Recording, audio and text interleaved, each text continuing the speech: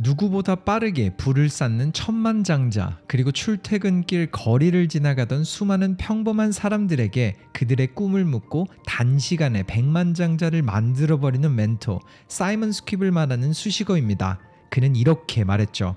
빠른 시간 안에 큰 돈을 벌고 또 부를 축적해 살고 싶은 인생을 사는 것, 불가능처럼 보이지만 누구나 가능합니다. 제가 겪었던 실수를 피해간다면 지금 이 영상을 보는 당신에게도 이뤄질 거예요. 이번 영상에선 이미 채널에서 여러 번 다룬 검증된 멘토 사이먼 스퀴비 말하는 새로운 부의 추월 차선을 여러분과 함께 나눠보려고 합니다. 사이먼은 이렇게 말문을 엽니다. 지금 50대가 된 제가 이 문장들의 뜻을 조금 일찍 알았다면 훨씬 더 빠르게 이 위치에 올라서 더 행복한 삶을 살았을 겁니다. 이 실수들만 피하게 되더라도 원하는 것을 더 쉽게 얻을 수 있어요.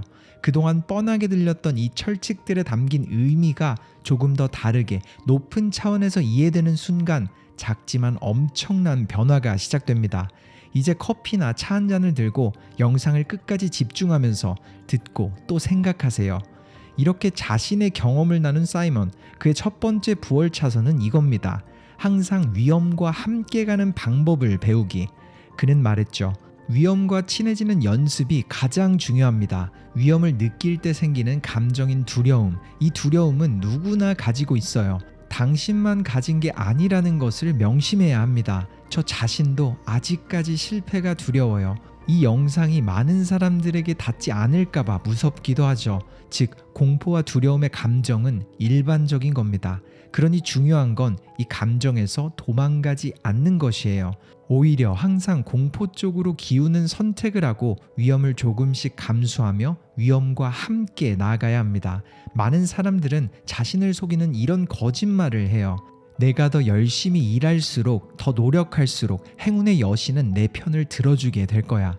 하지만 대부분의 경우에 열심히 일하는 사람들은 결국 일만 하다가 인생의 끝을 마주합니다. 엄청난 돈과 부는 단순 열심히 일하기보다 큰 위험을 감수할 때 따라오는 보상이에요. 그러니 이렇게 생각해 보세요. 일주일에 딱 한 번만 위험한 도전을 연습해보자. 딱 1시간 동안만 나를 두렵게 하는 일 혹은 공포가 차오르는 일을 해보자. 이런 다짐을 하면서 위험과 함께 가는 연습을 하세요. 하루 18시간을 일해도 부를 쌓지 못한 사람들, 아마 여러분 주변에도 너무 많을 겁니다. 물론 열심히 하지 말라는 말은 아니지만 부의 열쇠는 위험과 함께 가는 마인드에 있습니다. 운은 열심히 하는 사람이 아니라 위험과 함께 가는 사람에게 찾아갑니다. 이런 사이먼의 조언처럼 실제로 두뇌는 더 많은 경험을 하는 신경회로에 더욱더 둔해지고 결국 내성을 가지게 되죠. 마치 근육처럼 점점 커지는 거예요. 그리고 그가 말한 두려움과 함께 가는 작은 도전은 심지어 지나가는 사람들에게 말을 걸어보는 것, 아니면 내가 무언가를 배우고 싶은 사람에게 이메일이나 메시지를 하나 보내보는 것도 포함됩니다. 그리고 이렇게 위험을 감수하는 게 단순 열심히보다 더 큰 변화를 만드는 연습이 되죠. 사이먼의 두 번째 부의 추월 차선, 비용은 낮추고 성공을 다르게 정의하라. 사이먼은 비교하는 사회 속 가장 큰 문제를 지적합니다. 가장 중요한 포인트부터 말하자면 당신에게 더 좋은 차와 넓은 집은 필요하지 않습니다. 그럼에도 사람들은 자신의 성공을 증명하기 위해 굳이 필요하지 않은 부채들을 끌어들이곤 하죠. 소유물은 성공의 정의가 될 수 없어요. 남들은 당신이 가진 그 차를 가지고 싶어 하지 몇 일 후면 당신의 존재를 잊게 될 테니까요. 제프 베조스는 아마존 초창기에 1조 자산가가 되는 성공을 이뤘지만 12년 된 혼다의 중고차를 몰고 다녔습니다. 소유물로 성공을 증명하는 것은 수백 조를 가진 뒤에 해도 늦지 않아요. 그리고 실제로 많은 조 단위 자산가들은 초반이 아닌 이루고서 즐깁니다. 즉, 새로운 성공의 정의가 필요해요. 좋아하는 일을 하면서 돈까지 버는 것, 혹은 내가 하는 일에 대한 만족도, 이렇게 정의를 바꿔보세요. 저도 친구의 집 소파에서 먹고 자며 시작했습니다. 남에게 성공을 보여주려고 하지 말고 그들이 느낄 수 있도록 행동하세요. 사이먼의 세 번째 부의 철칙, 일단 많은 걸 시도하라. 물론 이 부분을 들었을 때 많은 분들은 고개를 갸우뚱하실 겁니다. 한 우물만 파서 성공하기도 힘들다는데 여러 가지를 시도하라는 말이야?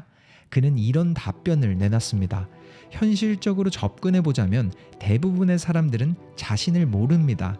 어떤 일을 좋아하고 또 잘하는지를 모르죠. 그러니 일단 시도를 해봐야 합니다.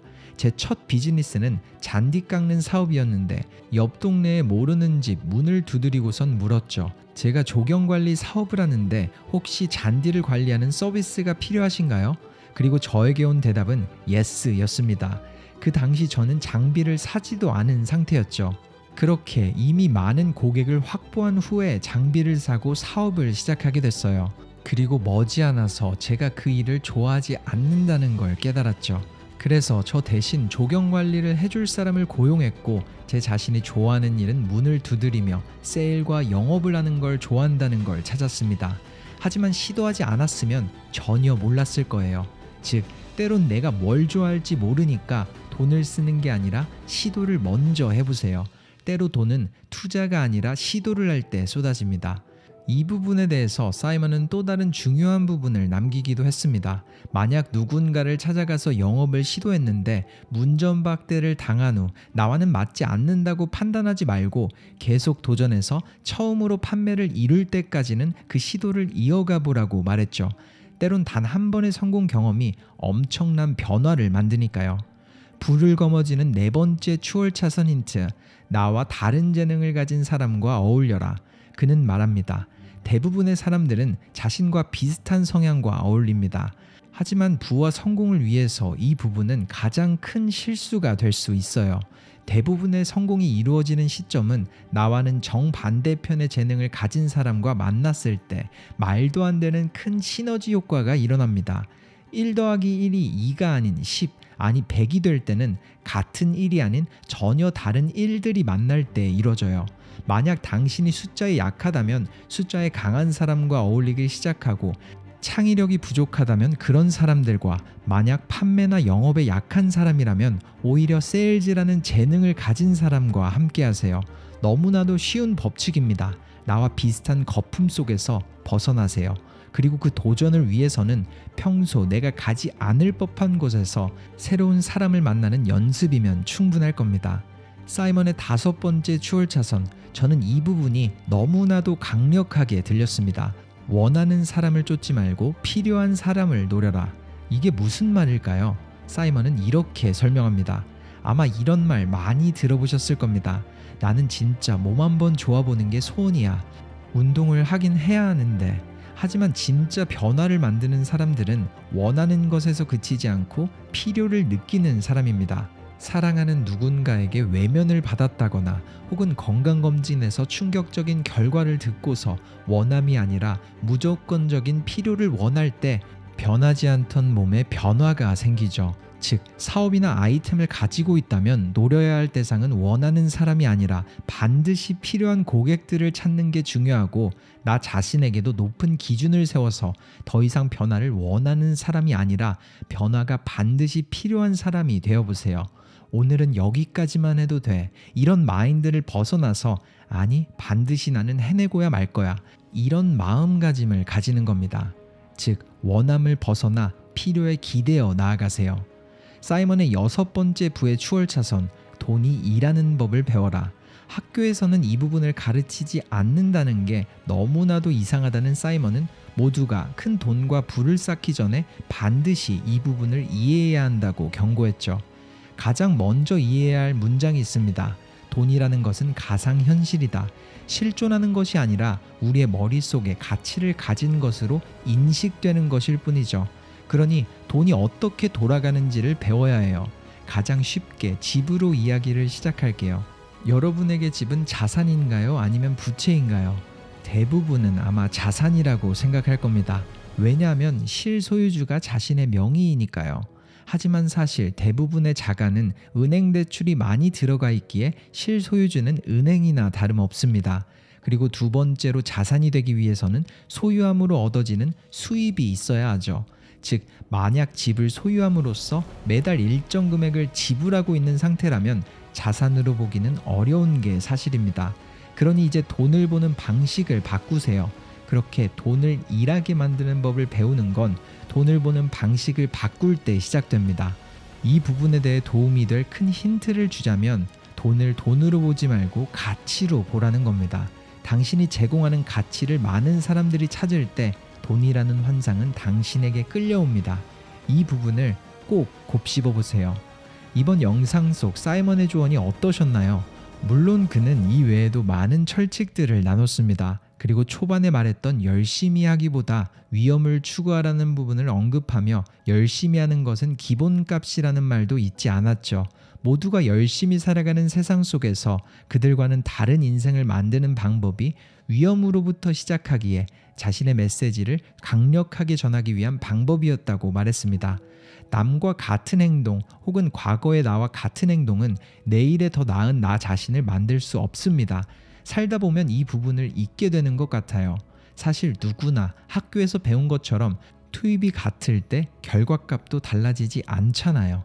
그렇기에 우리가 새로운 생각을 시작할 때 당연스럽게도 결과는 바뀌기 시작할 겁니다. 조금 더 공포, 두려움과 친해지고 남들에게 보여주는 성공이 아닌 나 자신을 포함한 모두가 느낄 수 있는 진정한 행복과 성공을 쫓으며 과거의 자신보다 많은 시도를 해보세요. 그리고 나와 같은 사람들과 어울리기보다 조금 더 다른 재능을 가진 사람들과 어울릴 때 더하기가 아닌 곱하기가 이뤄진다는 걸 잊지 말고 나의 행동이 원함이 아니라 필요해서 시작되도록 항상 의미를 부여 나아가는 계기가 되길 바랍니다. 왜냐하면 이 모든 것이 조화롭게 이뤄질 때 우리는 원하는 부를 빠르게 이뤄 더 자유로운 행복을 누리게 될 테니까요.